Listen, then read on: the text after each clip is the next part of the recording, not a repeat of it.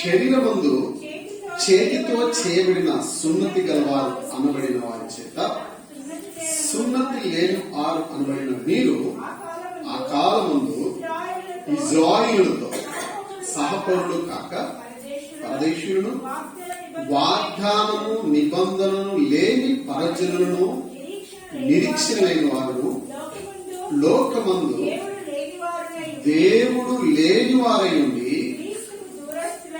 క్రీస్తుకు దూరస్తులై ఉంచిరని ఏం చేయాలంట? మీరు జ్ఞాపకం చేసుకోండి. శరీరానుసారంగా చూస్తూ వస్తే ఎలా ఉన్నామంట? అన్యజనులాగా ఉన్నాం, అన్యులవలే ఉన్నాం. ఒకప్పుడు మనం లోకంలో మన ఇష్టానుసారంగా జీవిస్తూ వచ్చాం, లోకానుసార సంబంధమైన జీవితంలో జీవిస్తూ వచ్చాం. పూర్వం మనం చీకటి ఉన్నాం,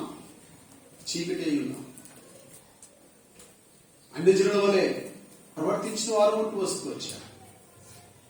దేవునికి లోబడక దేవుని లేని వారు ఉంటూ వస్తూ వచ్చారు. అందుకే 12వ వచనంలో అంటాడు, ఆ కాలము ఇజ్రాయిలులతో సహపౌరులకు ఇహలోక సంబంధ పౌరత్వం ఆధార్ కార్డు ద్వారా బయటపరచబడతా ఉంది. ఇహలోకంలో పౌరుడిగా అంటే ఈ పౌరత్వం భూమి మీద కనపడాలంటే మొట్టమొదటి ఏముండాలా? ఆధార్ కార్డు ఉండాలి. ఆధార్ కార్డు ఉంటే రేషన్ కార్డు వస్తుంది, రేషన్ కార్డు ఉంటేనే అన్ని కార్డులు వస్తాయి. ఆధార్ కార్డు లేకపోతే నీకు ఆధారమే లేదు. ఆధార్ కార్డు లేకపోతే భూమి మీద నీకు ఆధారం లేదు. ఇది భూ సంబంధమైనటువంటి ఆధార్ కార్డు. మరి పరలోక సంబంధమైన ఆధార్ కార్డు ఏంటి? అందుకే ఫిలిపి రాష్ట్రపతులు అంటాడు, ఫిలిపి రాష్ట్రపత్రిక 3వ అధ్యాయం 20వ వచనం, మన పౌరస్థితి పరలోకమందున్నది. ఇహలోక సంబంధమైనటువంటి పౌరత్వం వేరు, పరలోక సంబంధమైనటువంటి పౌరత్వం వేరు.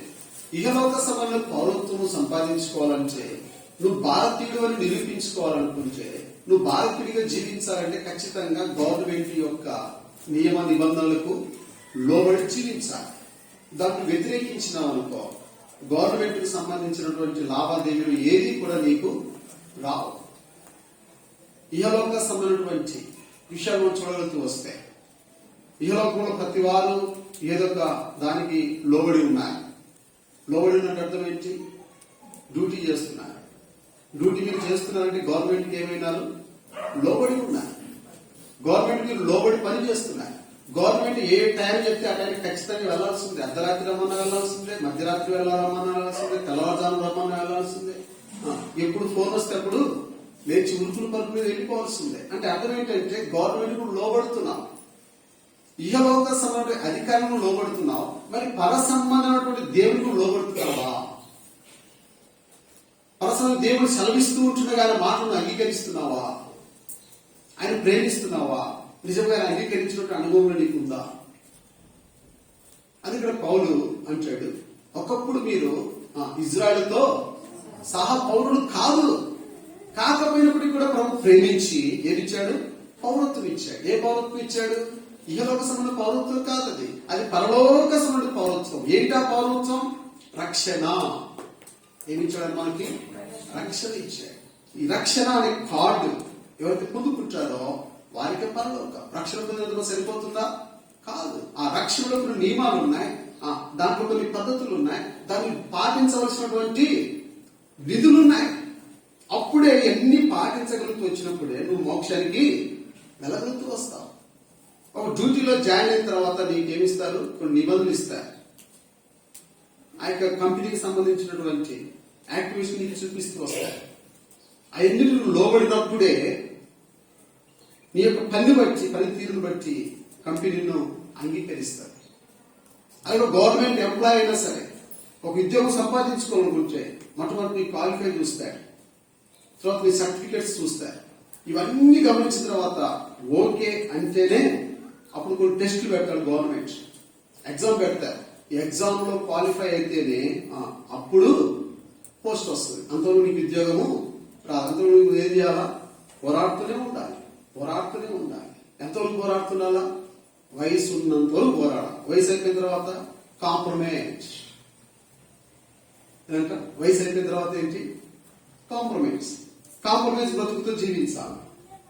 కాంప్రమైజ్ బ్రతకాలి. ఇది ఇహలోకమైనటువంటి లోక జీవితం.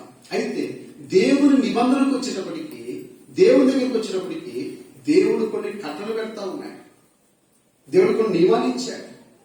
దాన్ని మనం ఎరిగి జీవించగలుగుతూ వస్తూ రాగలుగుతూ వచ్చినప్పుడే పరలోకమైనటువంటి వారసత్వాన్ని మనం పొందుకోగలుగుతూ వస్తాం.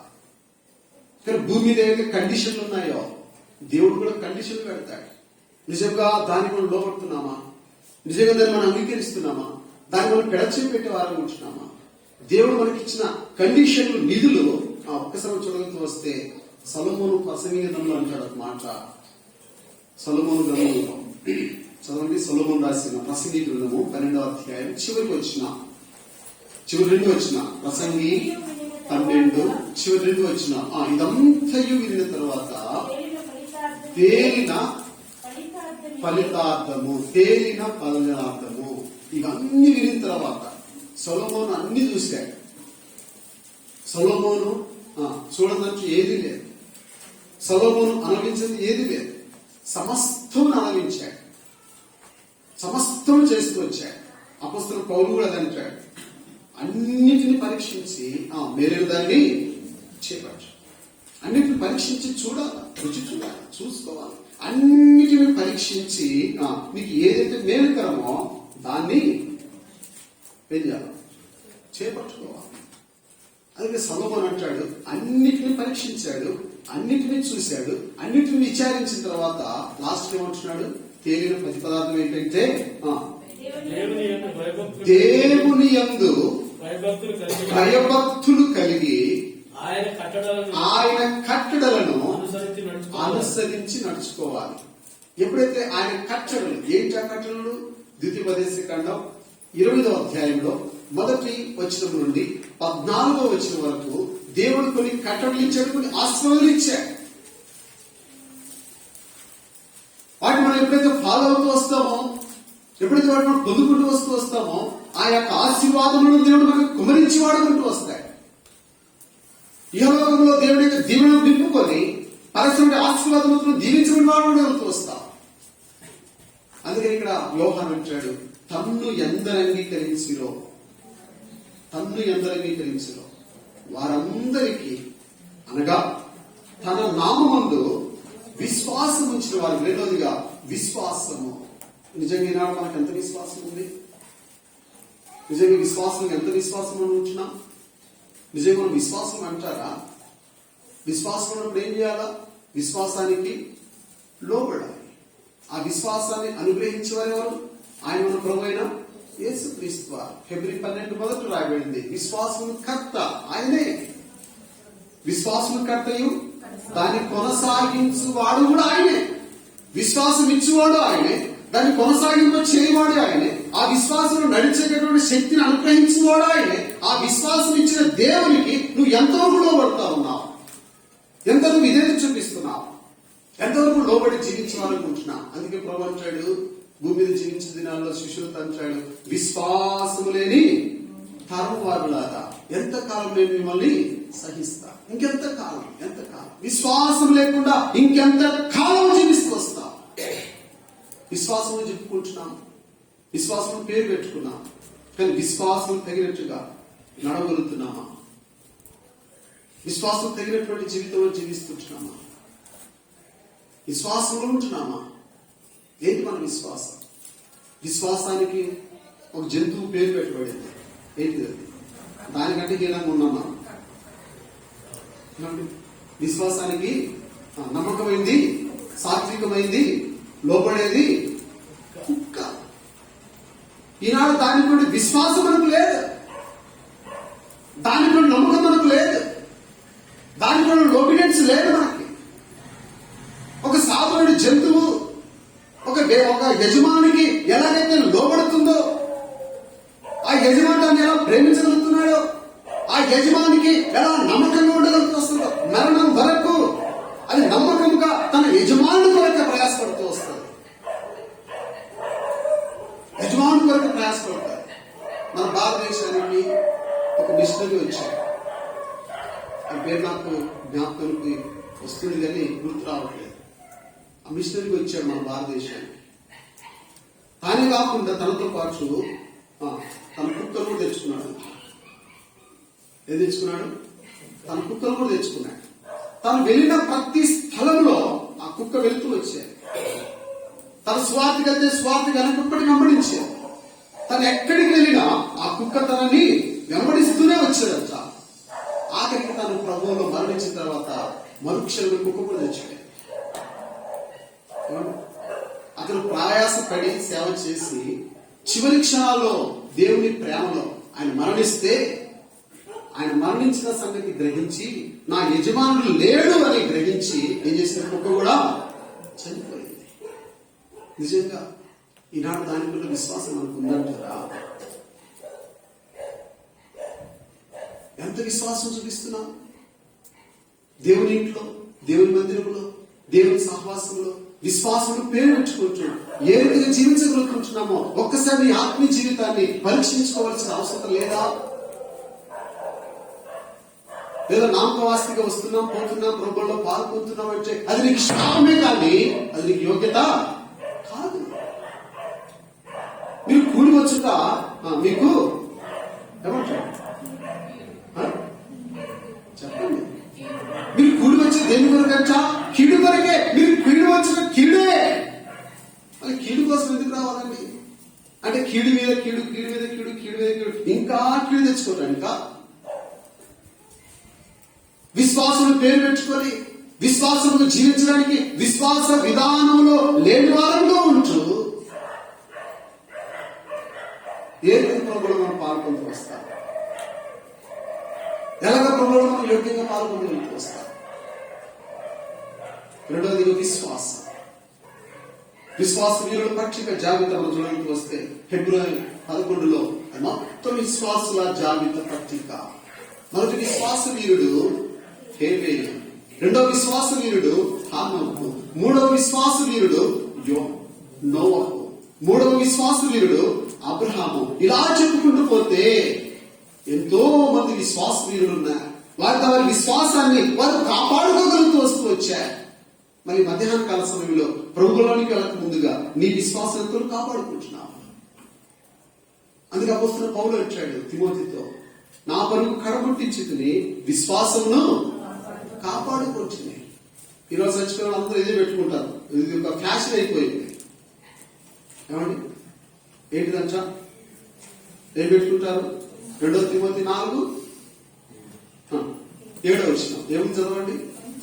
మంచి పోరాటం పోరాడి తిని నా పరుగు కడముట్టించి తిని విశ్వాసము. అది పౌలుకి మాత్రం సంబంధించింది, మనకు కాదు. అది ఏమండి? అది పౌలుకే. 5 దినాల విశ్వాసం ఏం చేస్తారని చనిపోయిన తర్వాత అది పెట్టుకుంటాడు. ఏమని? నా పరుగు కడముట్టించి తిని. ఎక్కడ పరిగెత్తేవాడు నువ్వు? దేవుని కొరకు పరిగెత్తింటావా అని డ్యూటీకి పరిగెత్తినంత స్పీడ్గా ఏ రోజుల్లో మందిరానికి వచ్చింటావా?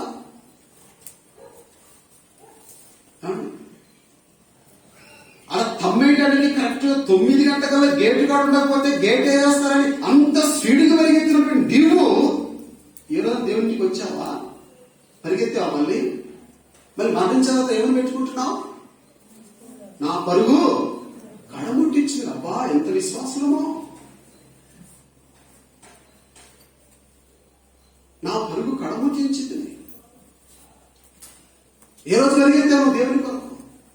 రక్షించమని నాటి నుంచి ఈనాటి వరకు ఎంతకు పరిగెత్తావు? నీ పరుగు ఒకసారి జ్ఞాపకం చేసుకో.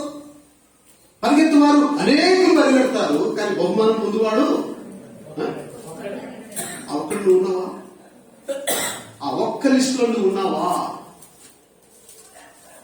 పరిగెత్తువారు అనేక మంది పరిగెత్తారు, కానీ బహుమానం పొందువాడు ఒక్కడే. నువ్వు ఆ ఒక్కడి ఉండాలని ప్రభు కోరుకుంటున్నాడు. నేను అక్కడ తీసుకొని ఆశపడతా ఉన్నాడు. ప్రభు ఆ ఒక్కడిగా చూడాలని ఇష్టపడతా ఉన్నాడు. ఆ బహుమానం పొందేటువంటి వారిలో నిన్ను చూడాలని దేవుడు ఆశపడతా ఉంటున్నాడు. అందుకని పౌలు అంటాడు, ఇక మీద నా కొరకు బహుమానము ఉంచబడినది.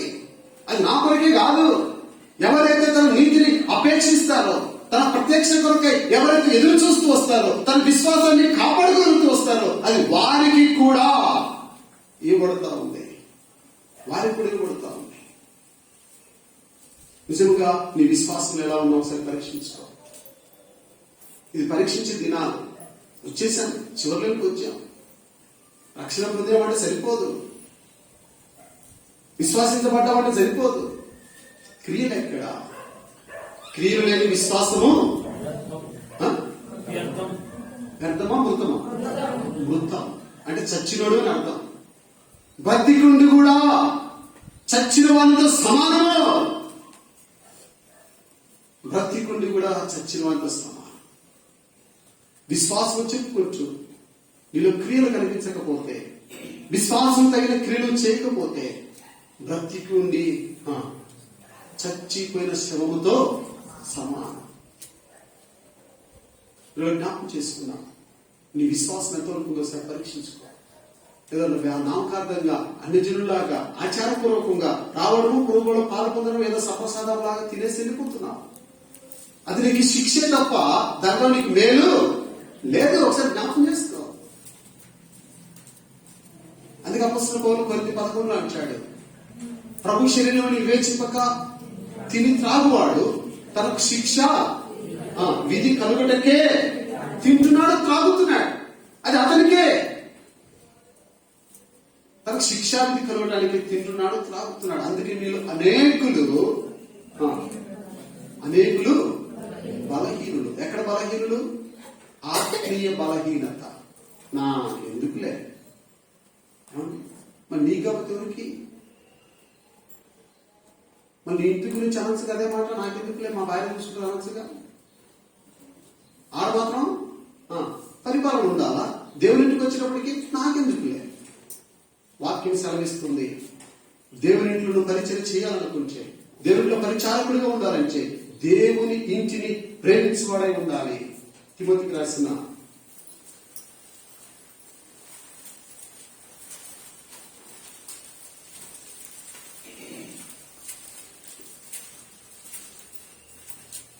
మొదటి పత్రిక 3వ అధ్యాయం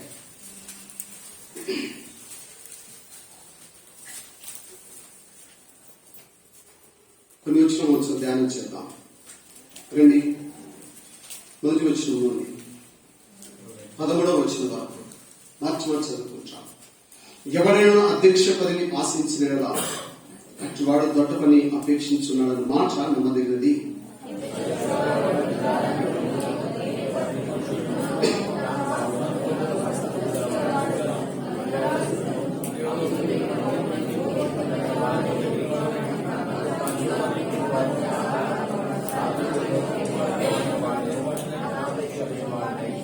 సంపూర్ణ మాన్యత కలిగి తన పిల్లలను స్వాధీనపరచుకొనొచ్చు, తన ఇంటి వారిని బాగా ఏలువాడై ఉండవాలి.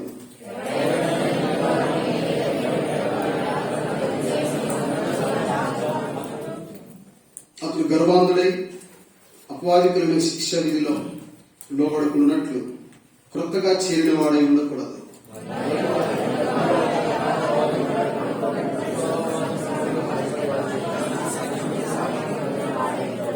అలాగనే పరిచారకులు మాన్యులై ఉండి విమర్శకులను, మిగుల మద్యపానాసక్తులను, దుర్లభాపేక్ష లేని వారై ఉండక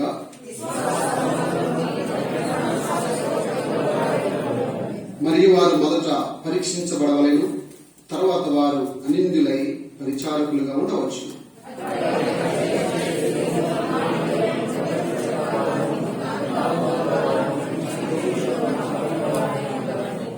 పరిచారకులు ఏకపత్ని పురుషులను, తమ పిల్లలను, తమ ఇంటి వారిని బాగా ఏలువారై ఉండవాలి.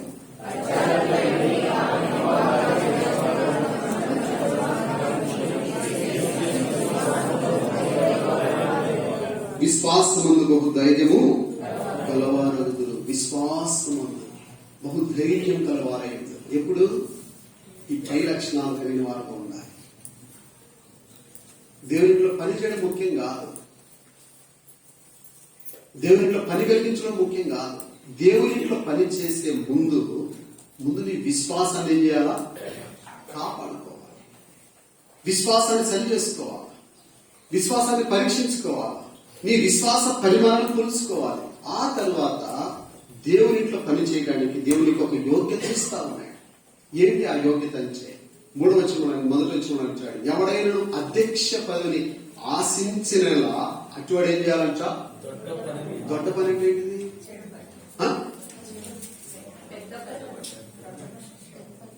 దొడ్డ పని చెడు పని, పెద్ద పని, కింద పని చేశారు, అన్నిటికంటే తక్కువ పని చేశారు. దొడ్డ పని అంటే ఏంటిది? త్వరగా చెప్పాలి. పెద్దది, తర్వాత గొప్పది, ఇంకా దానికి ఇంకా సరైన పదం రాలే మీలో నుంచి. ఎలాంటి ఏ పనైనా ఇంటికి కూర్చోబెడతా సాయంత్రం దాకా.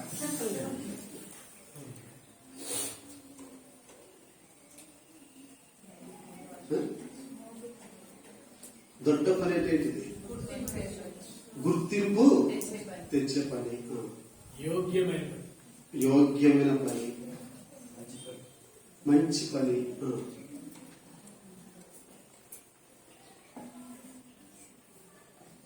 ఇంకా చెప్పండి. మనం మందిరంలో అందరూ కూడా పనిచేయాలని ఆశపడుతున్నాం కదా, అందరం ఆశిస్తున్నాం కదా, అందరం పరుగులు తీస్తున్నాం కదా. మరి మన విశ్వాసంలో ఏ స్థాయిలో ఉన్నామో పరీక్షించుకోకుండా ఎలా పరుగులు తీస్తాం? పరుగు తీయడానికి ఒక కారణం ఉండాలా. ఎవడైనా అధ్యక్ష పదవిని ఆశించిన ఎడల వాడేం చేయాలంట? దొడ్డ పని చేయాలి. ఇక్కడ పౌలు గుడార్థముతో సంఘం గురించి మాట్లాడుతూ ఉన్నాడు. దొడ్డ పని చేసేవాడు ఎట్లుండాలా? ఎవ్వరు తెచ్చినా పడి ఉండాలా. ఏమండి? దొడ్డ పని చేసేవాడు సంఘంలో ఎవ్వరు ఏమన్నా పడి ఉండాలి. దొడ్డ పని అంటే తగ్గించుకొని చేసేటటువంటి పని, తగ్గింపు జీవితం. ఎప్పుడైనా తగ్గించుకొని దేవునిలో పనిచేస్తావో అప్పుడు నీకు మంచి పేరు వస్తుంది. దొడ్డ పని అంటే అర్థం ఏంటంటే మంచితనము. ఏంటండి? మంచితనం. ఎప్పుడు వస్తుంది మంచితనం? మంచితనం ఎప్పుడు వస్తుంది? ప్రతి ఒక్కరు మందిరంలో నిన్ను ఎన్ని ఏమన్నా సహించుకొని ఓడ్చుకొని దేవుని కొరకే, మనుషుల కొరకు కాదు. నువ్వు ఇట్లా పరిచయం చేసి దేవుని కోసం చేస్తున్నావు, మనుషుల కోసం చేయట్లా. మనుషుల కోసం దేవుడిని పిలవరా. తగ్గించుకొని నువ్వు దేవుని కొరకే ఎప్పుడైతే మంచి పనులు వెతుకుతూ వస్తావో నువ్వు దీనుడవై ఉందా? నిజంగా దీనత్వం ఉందా నీలో? దీనుడిగా జీవిస్తున్నావా? అందుకే అపోస్తలుడైన పౌలు అంటాడు, పాపంలో నేను ఏ పాపం చెప్తావు నువ్వు? పాపంలో నేను ప్రధాన పాపిని అన్నాడు. అపోస్తలులలో ఎన్నదగిన కాను, చిన్నవాడిని అయినప్పటికీ కూడా దేవుడు నాకు అపోస్తలత్వాన్ని ఇచ్చాడు. తగినటువంటి కాదు. ఎందుకంటే అపోస్తలులు బెదిరించాడు, అపోస్తలులు పాడు చేస్తూ వచ్చాడు, సంఘం జరగొడుతూ వచ్చాడు, సంఘం కొరకైనటువంటి ప్రయాసమే వాడగొడుతూ వస్తూ వచ్చాడు సౌలుగా జీవించినప్పుడు. కానీ ఎప్పుడైతే తన విశ్వాసాలను కాపాడ మొదలుపెడుతూ వస్తూ వచ్చాడో అపోస్తలత్వం పొందడానికి కూడా నేను యోగ్యుడను కాను అంటాడు పౌలు. తగ్గించుకుంటున్నావా? మళ్ళీ తగ్గింపుందా నీలో? తగ్గించుకుంటున్నావా? తగ్గించుకున్నప్పుడు దేవుడు నీకేమి ఇస్తాడంట? దేవుని ఇంట్లో పని చేసినటువంటి అర్హత నీకు ఇస్తాడు. మనుషులుగా ఇచ్చేది, ఎరుసలేములో మనుషులుగా ఇచ్చేది ఎవరిస్తారు? దేవుడు ఇస్తాడు. ఇది దేవుని పొలం. దేవుని పొలంలో నీకు నేను పనివారం, దేవునిలో పనిచేసినటువంటి పనివారం. అందుకే సామెతల గ్రంథంలో అంటాడు సొలొమోను 8:30 అనుకుంటాను, అనుదినము నా గడప యొద్ద కనిపెట్టుకొని నా ద్వారబంధుల యొద్ద కాచుకొని నా ఉపదేశములు విలువాడు ధన్యుడు. అను దినము దేవుని యొక్క గడప దగ్గర కనిపెట్టుకోవాలి, దేవుని గుమ్మం దగ్గర కాచుకోవాలి. కాచుకునేది ఎవరు? పనివాడు. పనివాడు ఎక్కడ ఉంటాడండి? గేట్ దగ్గర ఉంటాడు, గుమ్మం దగ్గర ఉంటాడు. దేవుని ఇంట్లో మొట్టమొదటి నువ్వు గుమ్మం దగ్గర నేర్చుకోవాలి.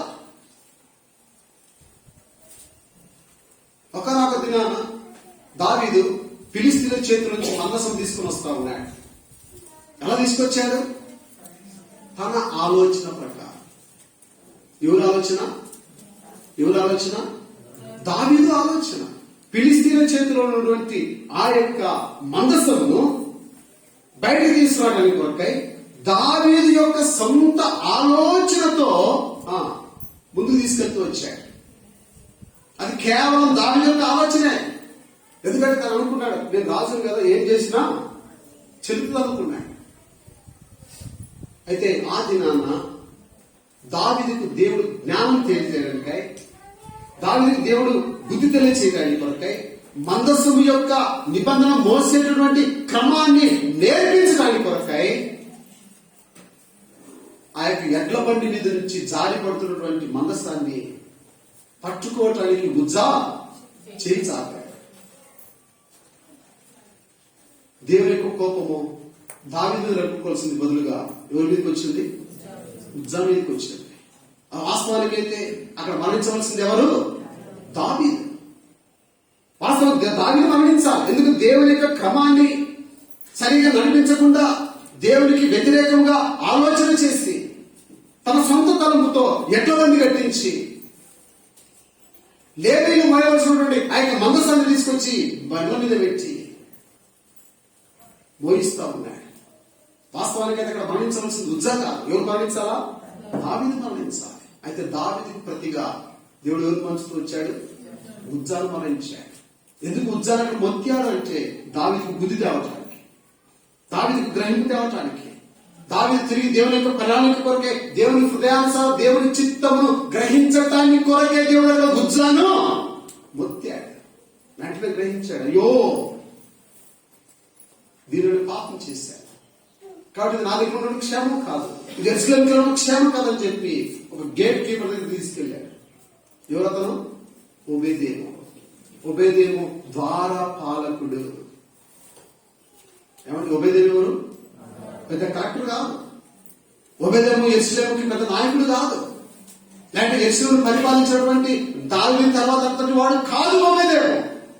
ఏమాత్రం గుర్తింపు లేనటువంటి వ్యక్తి ఒబేదేము. Gate keeper. ఒబేదేము ఎవరండి? ద్వార పాలకుడు. ద్వార పాలకుడి దగ్గర తీసుకెళ్లి ఆ మందసాన్ని అక్కడ పెట్టాడు. దావీదు ఏమనుకున్నాడు? పోతే వీళ్ళు పోతుండే, నాశనం పోతుండే అని దావీదు తీసుకెళ్ళి పెట్టాడు. ఒబేదేములో పెట్టాడు. అయితే 3 నెలలు ఒబేదేము ఇంట్లో మందసముడు ద్వారా దేవుడు ఒబేదేమునకును, ఒబేదేమును కలిగిన ఆస్తికిని, ఒబేదేము కలిగిన సమస్తమును, అతని ఇంటిని ఆశీర్వదించడం ఆరంభించాడు. జాగ్రత్త. దేవుని ఇంట్లో పనిచేస్తే దేవుడిని ఆశీర్వదిస్తాడు. దేవుని మందసం నీ దగ్గర ఉంటే నువ్వు ఆశీర్వదించబడతావు, దీవెనకరంగా ఉంటావు. దేవుడి పని ఎవరికి అప్పగిస్తాడంటే ఎవరైతే ద్వారా పాలకులుగా ఉంటాడో వారినే దేవుడు ఏర్పాటు చేసుకుంటాడు. గురించుకోండి. దేవుని పని చేయడానికి అధికారం కాదు కావాల్సింది, దేవుని పని చేయడానికి చదువు కాదు కావాల్సింది, దేవుని పని చేయడానికి డిగ్రీలు కావాల్సింది, దేవుని పని చేయడానికి హోదాలు కాదు కావాల్సింది. దేవుని పని చేయడానికి విద్య లేని పామరులు కూడా దేవుడు ఏర్పాటు చేసుకొని భూమిని తలకిందులు చేయవారు వీరు కారా? ఎవరు? దేవుని భూమిని తలకిందులు చేసిన వారు ఎవరు? విద్య లేని పామరులు. దేవునిట్లో పని చేయడానికి విద్య కాదు కావాల్సింది, డిగ్రీలు కాదు కావాల్సింది, హోదా కాదు కావాల్సింది, విశ్వాసం. ఉన్నది ఆ విశ్వాసం. కాపాడుకుంటున్నాను విశ్వాసాన్ని. విశ్వాసము కలిగిన వాడుగా ఉండాలి. అందుకే యోహాను రాసిన సువార్తలు అంటాడు, తన్ను ఎందరూ అంగీకరించులో అనగా తన నామముందు విశ్వాసం ఉంచిన వారికి దేవుడు నమ్మకం వారికి పని అప్పగిస్తాడు, నమ్మకస్తులకు పని అప్పగిస్తాడు, విశ్వాసమైనటువంటి వారికి నమ్మకమైన పరిచయం అప్పగిస్తాడు. అందుకే ఆ దొడ్డ పని చేసేవాడు ఏం చేయాలంట? ఎవరు దగ్గర పడి ఉండాలి. అప్పుడు నువ్వు యోగ్యుడు, అప్పుడు నువ్వు ధన్యుడు, అప్పుడు నీకు దేవుడు నీకు మంచి పని ఇస్తాడు. ఇచ్చే నీవు అప్పుడు ఏం చేయాలంట? చదవండి కింద ఆడ కొన్ని కట్టలు ఇచ్చాడు. అధ్యక్షుడు ఎలా ఉండాలంట? చదవండి. నింద రహితుడు. అబ్రహాంతో అదే అంటాడు దేవుడు, నా సన్నిధిలో నడుచుచు ఆదికాండం 17వ అధ్యాయం మొదటి వచనం. ఆదికాండం 17వ అధ్యాయం మొదటి వచనం. అబ్రాము 99 ఏళ్ల వాడై నేను సర్వశక్తి గల దేవుడను నా సన్నిధిలో నడుచుచు నిందారహితుడవై ఉండుము. నెంబర్ 1 ఎలా ఉండాలంట? నిందారహితులుగా ఉండాలి. నెంబర్ 2 ఏకపత్ని పురుషులై ఉండాలి. నెంబర్ 3 మితానుభవం. మిత అనుభవం అంటే మితానుభవం అంటే అర్థం ఏంటి? తక్కువగా మాట్లాడాలి. అధికారం వాడు ఏం చేయాలా? విస్తరించి మాట్లాడకూడదు. విస్తరించి మాట్లాడడం వల్ల ఏం తెచ్చుకుంటున్నాడు? దోషం తెచ్చుకుంటున్నాడు. ఆ దోషాన్ని బట్టి ఏమైపోతున్నాడు? దేవుని యొక్క శిక్షకు అర్హుడైపోతున్నాడు. ఎక్కువగా మాట్లాడిన వ్యక్తి కోరహు, దోతాను, అభిరాము ఎక్కువ మాట్లాడారు. ఎవరి మీద? మోషే మీద. దోతాను, అభిరాము, కోరహు దాని మోషే మీద ఎక్కువగా మాట్లాడారు, వ్యతిరేకించి మాట్లాడారు. దేవుడి కోపం వచ్చింది. ప్రాణంతోనే 250 మందిని ఏం చేసిందంట? నెరలు విడిచి మరణిస్తూ వచ్చారు. విస్తారమైన మాటల్లో దోషం ఉండక మాటలు. అధ్యక్షుల పదవి ఆశించిన వాడు మితానుభవుడై ఉండాలి. మాటలేదు, కార్యములేదు, అన్ని విషయాల్లో మితముగా ఉండాలి. మితానుభవుడుగా జీవించాలి. నోరుంది అని చెప్పి ఇష్టానుసారంగా ఏది పడితే అది, ఎలా పడితే అలాగా. ఏమండి? నోరుందని చెప్పేసి ఈ లేదంటారు కదా సామెత. ఈ నాలుగు ఏముండదంట? నరమ ఎముక. ఒక్కసారి అలా బయటకు వచ్చి లోపలికి వెళ్ళి కూర్చుంటే ఎన్ని కొమ్మలు చిచ్చు పెడుతుందో ఇది. ఏమండి? ఒక్కసారి అలా అంటది, వెళ్ళి లోపల కూర్చుంటుంది అంతే. అలా ఏం తిరిగినట్టు లోపల కూర్చుంటుంది, బయటికి రాదు. ఇంకా మౌనంగా ఉంటుంది. ఇంకంత కొట్టిన బయటికి రానే రాదు. మళ్ళీ లాస్ట్ వచ్చి అట్లా మళ్ళీ లోపలికి వెళ్ళిపోతుంది.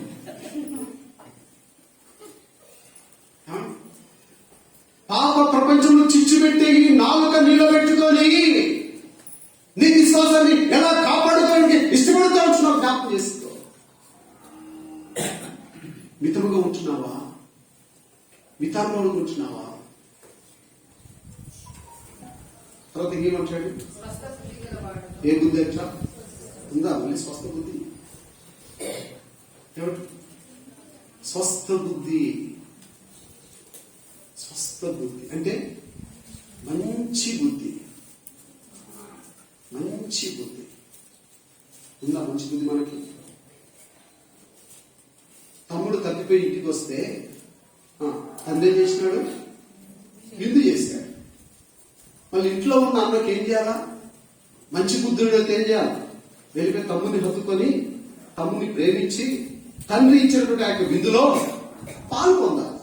నువ్వేం చేస్తున్నాడు? మూతి మూసుకొని బయట కూర్చొని నేను ఇంతవరకు నేను నాకు ఎవరు చెప్పలేదే, ఒక పని మాత్రం తెలుసుకోవాలన్నా అని చెప్పి ఆడ కూర్చున్నాడంట. బయట కూర్చుని మంచి బుద్ధి ఉందా? సొట్ట బుద్ధి ఉందా? సొట్ట బుద్ధి. ఏ బుద్ధి అంటే అది? సొట్ట బుద్ధి.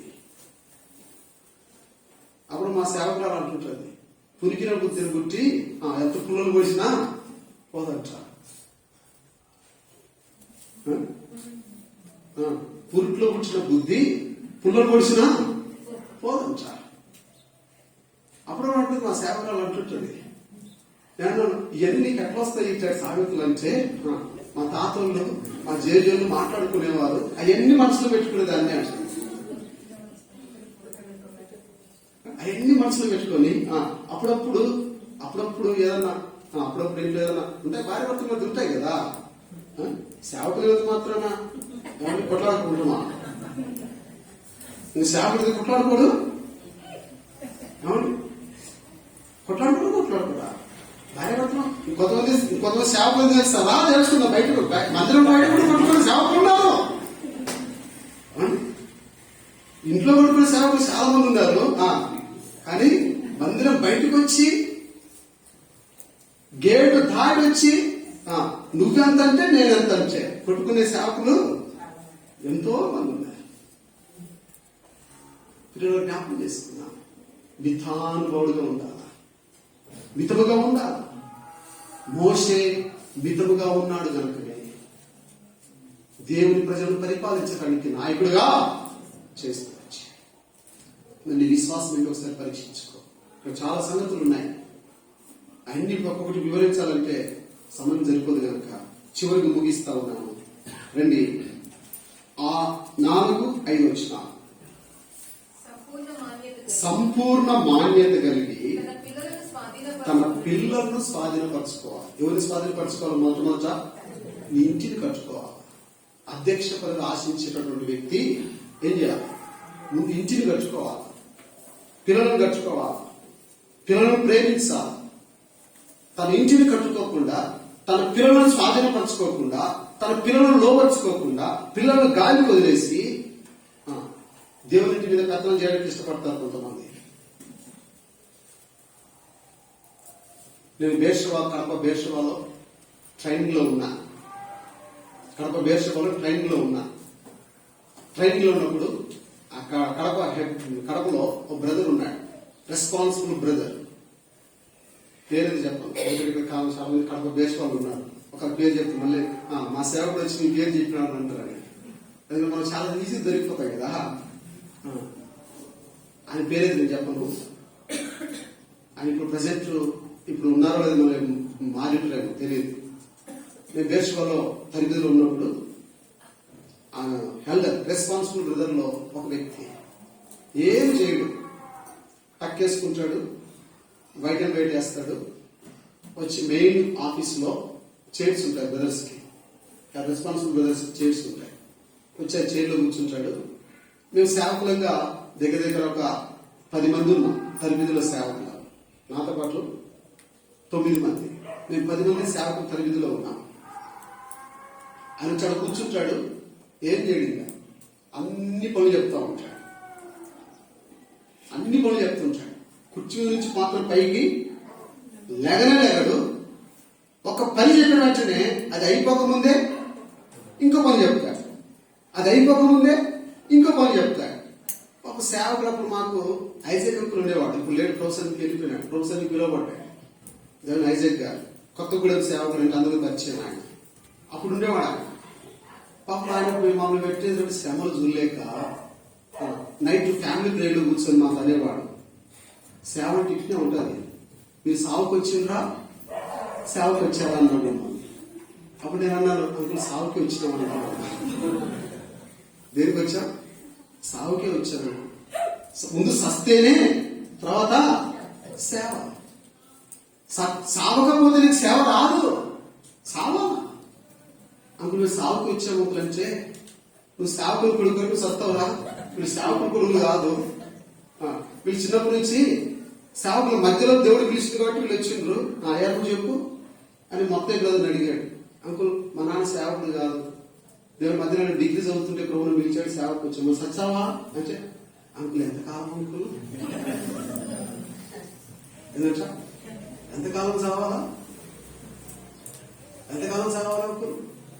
ఆయన ఇన్ని పనులు చెప్తుంటే, పనుల మీద పనులు చెప్తుంటే కనీసం కొంచెం రోసం రాదంకుల్, మాకు కూడా సీమ రక్తం ఉంది కదా అంకుల్ అంటే, అప్పుడు ఐజాక్ అంకుల్ అన్నాడు, ఆ సీమ రక్తం కూడా ఏం కావాలంట? చాలు. ఆ సీమ రక్తంలో చస్తేనే దేవుని పిల్లలు పనిచేయగలవరా? జ్ఞాపకం చేసుకో, నీ కుటుంబాన్ని పరిపాలించు అంటూ. అప్పుడు ఐజాక్ అంకుల్ మా చెప్పిన మాట ఏంటంటే, ఆ సంఘ పెద్ద కొడుకు కడపలో రౌడీ. ఆ సంఘ పెద్ద కొడుకు కడపకి రౌడీ, ఆయన సంఘ పెద్ద. అది దేవుని వాక్యం సెలవిస్తుంది. మొదటి నీ ఇంటిని కట్టుకో, నీ పిల్లలను కట్టుకో, నీ పిల్లల క్రమాన్ని నేర్పించు. ముందు నీ ఇంటిని పరిపాలించు, తర్వాత దేవుని ఇంటిని వచ్చి పరిపాలించు. మొట్టమొదట ఏం కట్టుకోవాలంట? ఇంటిని కట్టుకోవాలి. నీ ఇంటిని కట్టుకోకుండా, నీ ఇంటిని సరి చేసుకోకుండా, నీ ఇంటిని సరైన విధానంలో నీ పిల్లలను పెంచకుండా దేవునికి వచ్చిన అధికారం చేయడానికి యోగ్యుడవు కావు. విశ్వాసం ఏంటి ఒకసారి పరీక్షించుకో. అందుకే రెండోదిగా అంటాడు, తన నామమందు విశ్వాసం ఉంచాలి. నువ్వు విశ్వాసం అయితే దేవుని ఇంట్లో నువ్వు చిన్న పిల్లలు తిట్టినా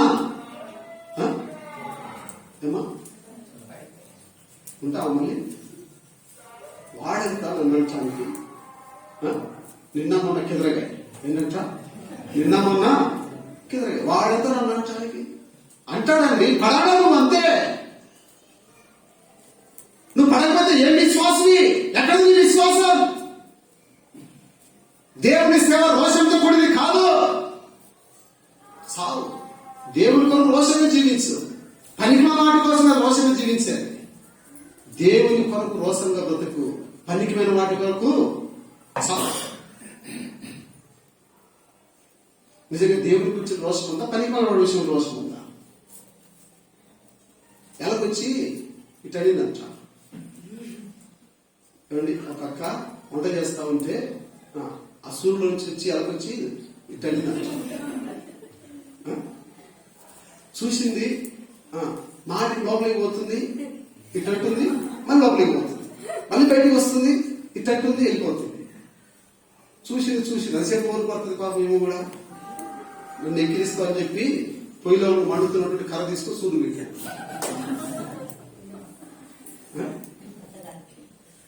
ఏమండి, ఆ పొయ్యిలో ఉన్న కర్ర తీసుకొని వచ్చి దేని పెట్టింది? ఆ సూర్యుడు పెట్టింది. ఎలాగేమైంది? చచ్చిపోయిందా? ఎలాగెప్పుడో తప్పించుకుంది. కాలిపోయింది ఎవరు? ఇల్లు. నష్టపోయేది నువ్వే. ఎవరో ఇట్టన్నారని నువ్వెందుకు నష్టపోతావు? ఇతన్నుడు బాగానే ఉన్నాడు, వాడు సుఖంగా తిరుగుతున్నాడు, హ్యాపీగా ఉన్నాడు. లోపల కులి వచ్చింది ఎవరు? చూసినాడు. ఓర్చుకోలేదు, సహనం లేదు, ఓర్పు లేదు, ఆత్మీయ జీవితంలో నెమ్మది లేదు. ఎంత కాలం నిన్ను ఇష్టన్నారంటే ఒకప్పుడు వాడు కూడా తప్పదు. నువ్వు ఏ కొలత కొలుస్తావో అదే కొలత నీకు కొలబడుతుంది. అన్ని తెలుసు కదా. అన్ని తెలిసిన విశ్వాసం ఏం తెలుసంట? అన్ని తెలిసిన వాళ్ళకి ఏం తెలియదు. ఏమంటే అన్ని తెలిసిన వాళ్ళకి ఏం తెలియదు. తెలుసు అన్నాడు ఎప్పుడు బయటపడ్డు గుర్తుపెట్టుకోవాలి. తెలుసు అన్నాడు ఎప్పుడు బయటికి రానే ఎక్కడుంటాడు? లోపల నుండి బయట నుంచి పని చేపిస్తుంటాడు. తెలుసా లేదు మీకు ఆ విషయం? తెలుసు అన్నాడు ఎప్పుడు బయటికి రాడు. గైడెన్స్ గా ఉంటాడు అంతే. వాడు ఎప్పుడు బయటపడడు. ఈనాడు సీఎంకి ఇన్ని సలహాలు ఇచ్చి నడిపించేది ఒక వ్యక్తి ఉన్నాడు. అర్థమవుతుందా? జగన్ సీఎం అయ్యాడు కానీ జగన్ వరకు నడిపించే వ్యక్తి ఒక వ్యక్తి, సలహాలు ఇచ్చే వ్యక్తి ఒకడు ఉన్నాడు. అతను సూచన ఇచ్చే వ్యక్తి ఒకడు ఉన్నాడు. ఈ విధంగా వెళ్తే నీ పరిపాలన క్షేమంగా ఉంటుంది, నువ్వు క్షేమంగా ఉండగలవు అని సలహా ఇచ్చేవాడు ఎప్పుడు బయటికి కనపడ్డా. ఎవరు కనపడతారు? చేసేవాడు కనపడతారు. చేసేవాడు ఎప్పుడు కూడా కనపడ్డు. గుర్తుపెట్టుకో. దేవుని ఇంట్లో నువ్వు ఎలా ఉండాలా? అలా ఉండాలి. ఎలా ఉండాలండి? దేవుని ఇంట్లో కనిపించకుండా పని చేసిన వ్యక్తిగా జీవించాలి. కనిపించేటువంటి వ్యక్తిగా ఉండకూడదు. ఇలా నరేంద్ర మోడీ అంత గొప్ప పని చేస్తున్నాడు. దాని వెనుక తెలుసా? క్రైస్తవుడు ఉన్నాడు. ఏమండి, అతను సలహా ఇచ్చేది ఎవరు తెలుసా? ఒక క్రిస్టియన్. జ్ఞాపకం చేసుకో. అతను బయటికి రాలే, కానీ కనిపించేది ఎవరు? నరేంద్ర మోడీ కనపడుతున్నాడు అంతే. కానీ లోపల నడిపించే వ్యక్తి వేరు. నువ్వు లోపల నడిపిస్తున్నావా అంటే బయటకు కనపడడానికి ప్రవర్తిస్తున్నావా? నడిపించేవాడు ఎప్పుడు బయటికి రాకూడదు. నడిపించేవాడు ఎప్పుడు బయటికి రాకూడదు. పరిశుద్ధాత్మ దేవుడు లోపల కార్యం చేస్తాడు. నువ్వు బయటికి కనపడాలా? దేవుడు బయటికి కనపడుతున్నాడా? ఏం ప్రతి కనపడుతున్నాడు దేవుడు. దేవుడు లోపల ఉంచాడు, పైకి నువ్వు కనపడాలి. దేవుడు నీలో నుంచి దేవుని చూపించాలి. ఎక్కడ విశ్వాసం? మూడోదిగా అధికారం. మూడోది ఏంటిది? అధికారం. ఎన్ని అధికారులు ఇచ్చారు దేవుడు? ఒకే ఒక్క అధికారం. ఏంటిది? ఒకే ఒక్క అధికారం. ఏంటిదంట? దేవుని ఇంటి మీద ఒకటే ఒక్క అధికారం ఇచ్చాడు దేవుడు. అందరికీ అధికారం ఉంది దేవుని ఇంటి మీద. దేవుని ఇంటి మీద అందరికీ అధికారం ఉంది. ఏ అధికారం ఉంది? పెత్తనం చెలాయించడానికి కాదు, లేకపోతే సలుగురు కొనడానికి కాదు. దేవునింట్లో లోబడడానికి అందరికీ అధికారం ఇచ్చాడు. లోబడని ప్రజల వైపు దినమెల్లా చేతులు చాపుతూ లోబడుతున్నావా? లోబడితే దేవునికి అధికారం ఇస్తాడు. లోబడితే దేవునికి ఆధిక్యత ఇస్తాడు. లోబడితే దేవునికి సింహాసనం ఇస్తాడు. లోబడితే దేవుడిని తల మీద కిరీటం వెలిగిస్తాడు. ఎవరైతే లోబడతారో వారి ఉన్నతమైన స్థితి దేవుడు తీసుకుని వెళ్తాడు. బబులోను దేశంలో 4 బార్లు ఉన్నారు. వారి బయట కనపడలే. ఎప్పుడు కనపడ్డారు? ఏమండి? బబులోను దేశంలో 4 బార్లు ఉన్నారు. ఈ 4 బార్లు ఎప్పుడు బయటపడ్డారు? ఆ సమయం వచ్చినప్పుడు. ఆ సమయం వచ్చినప్పుడు 4 బయటపడ్డారు. అంతవరకు మీరు బయటికి రాదే. సమయం వచ్చినప్పుడు బయటపడినారు. జాగ్రత్త. ఆ సమయం గురించి చూస్తున్నావా? అందుకనే ఆ 4 దేవుడు బబులోను దేశానికి ఒక ఉన్నతమైన స్థాయికి తీసుకుని వెళ్ళాడు. ఐగుప్తు దేశంలో ఒక వ్యక్తి ఉన్నాడు, దీనుడైనాడు, తగ్గించుకున్నాడు. ఆఖరికి ఓ స్త్రీ వచ్చి నాతో క్షమించమని పదే పదే పీడిస్తున్నప్పటికీ కూడా తన దేహమును కాపాడుకొని అతను పెట్టినటువంటి శ్రమలకి, బాధలకి, ఆఖరికి చెరసాలైనప్పటికీ కూడా అనిపిస్తూ వచ్చాడు. నిస్వార్థంగా అనిపిస్తూ వచ్చాడు. అయితే యోసేపు ఒకానొక దినాన శరీరాస్పదం చేసుకున్నాడు. ఆస్పదం చేసుకున్నాడా? శరీరాన్ని ఆస్పదం చేసుకున్నాడు యోసేపు. ఎక్కడ? చెరసాలలో శరీరం ఆస్పదం చేసుకున్నాడు. శరీరంతో సలహా ఇచ్చాడు. సలహా చెప్పాడు. సలహా శరీరానికి. పానదాయకుడికి వర్షాకాలానికి కల వచ్చినప్పుడు ఇద్దరికి కలభావం చెప్పిన తర్వాత పానదాయకుడు నీకు ఉద్యోగం వస్తుంది, నీకు ఉద్యోగం వచ్చినప్పుడు ఏమన్నాడు? యోసేపు ఏమన్నాడు? జ్ఞాపకం చేసుకోవాల్సింది ఎవరు? దేవుడు. కానీ యోసేపు ఏం చేశాడు? శరీరాన్ని ఆస్పదం చేసుకున్నాడు. నీకు మేలు కలిగినప్పుడు నన్ను జ్ఞాపకం చేసుకుని వీడేం చేసినాడు? మర్చిపోయాడు. అయితే దేవుడు యోసేపును జ్ఞాపకం చేసుకుని ఫరోకి కల పుట్టించాడు. అప్పుడు గుర్తొచ్చింది, అయ్యా పలానా వ్యక్తి చెరసాల్లో ఉన్నాడు, అతనికి కరెక్ట్ గా సవాలు తీసుకురండి. అప్పుడు సేవింగ్ చేసి మంచి ప్రశస్తత్వం తీసుకుని వచ్చి ఫరో ముందు నిలబెడితే నువ్వు ఫరోకి కల చెప్తా ఉన్నాడు. అప్పుడు అన్నాడు, అయ్యా ఇంత పెద్ద పని, ఈ పని నేను చేయలేను, కానీ నీకు అప్పగిస్తున్నా. సింహాసన విషయంలో తప్ప ఐదు దేశం అంతటి నువ్వే అధికారి. కానీ యేసుప్రభువు బయటపడ్డా? ఎవరు జరుగుతున్నారు బయట? ఫరోనే. జ్ఞాపకం చేసుకో. పని చేసేటటువంటి వ్యక్తి బయట కనపడకూడదు. లోపల దాగి ఉండి దేవుని పరిచర్య నడిపించగలగాలి. ఎప్పుడైతే నువ్వు దాచబడి దేవుని పని చేస్తూ వస్తావు, దేవుడు నేనేం చేస్తాడు? తగిన కాలంలో ఏం చేస్తాడు? తీసుకుని వస్తాడు. అప్పుడు ఇస్తాడు అధికారాన్ని. జెరుబ్బాబెలుతో అదే అంటాడు, నా ముద్ర యుంగరము, ముద్రాయుంగరము. చదవండి హగ్గై 2వ అధ్యాయం చివరి వచ్చిన హగ్గై 2వ అధ్యాయం. నా సేవకులను షయల్తీయేలు కుమారుడైన జెరుబ్బాబెలు నేను నిన్ను ఏర్పరచుకుని ఉన్నాను గనుక ఆ దినమున నేను నిన్ను తీసుకుని ముద్రాయుంగరముగా చేయుదును. చూడండి, జెరుబ్బాబెలుకు గొప్ప అధికారులు ఇస్తున్నాడు. అంతవరకు ఇజ్రాయెల్ ప్రజలు తెలియదు జెరుబ్బాబెలు ఎవరో. అడిగి ఉన్నాడు జెరుబ్బాబెలు.